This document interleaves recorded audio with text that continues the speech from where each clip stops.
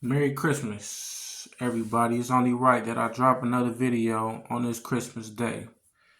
Today I want to speak on Jesus and his bitter cup. When Jesus was drinking his bitter cup,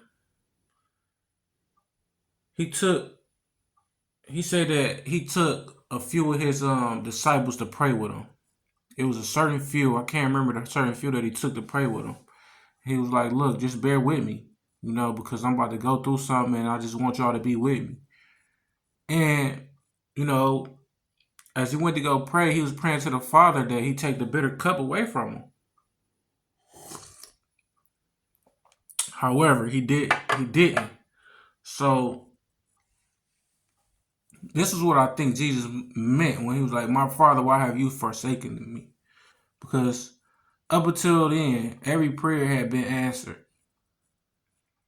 And that specific prayer, the Lord wanted him to take this bitter cup. That's what he was born for, in order to save me and our whole society. So we have to realize that sometimes prayers that don't get answered are really a setup. They're really a setup for something even better.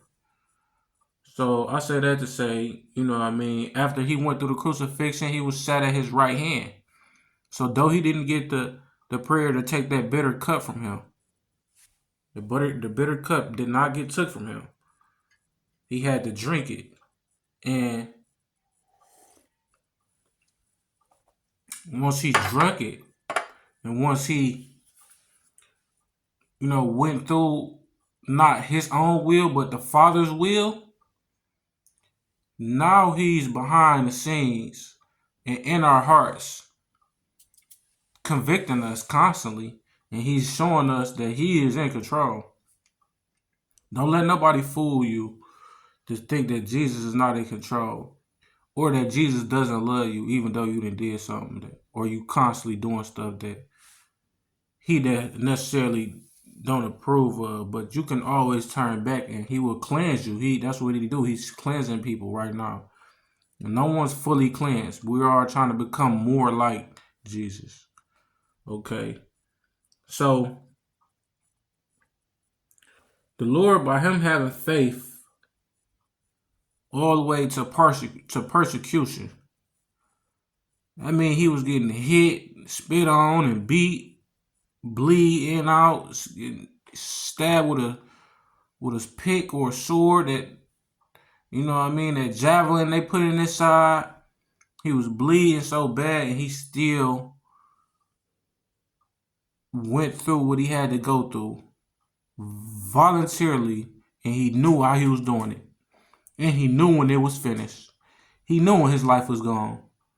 He made it to where he needed to be, or where the Father needed him to be.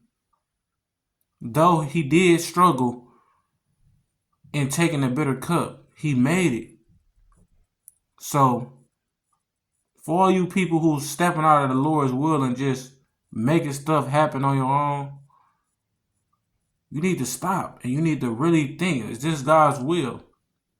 Because if you go ahead and go get in a relationship that you put together, that you try to make work or force work, if it's not the Lord's will, you're going to have a way bitter cup. Because either if you take the Lord's way, he will give you rest. Jesus has so much rest right now. But you all who try to force your way into relationships, into this time or that time or this time, you have to submit. You think it might look cool to everybody else, but it's not cool to me. It's not cool to Jesus. I hope y'all have a Merry Christmas, and I hope this message blesses everyone who sees it.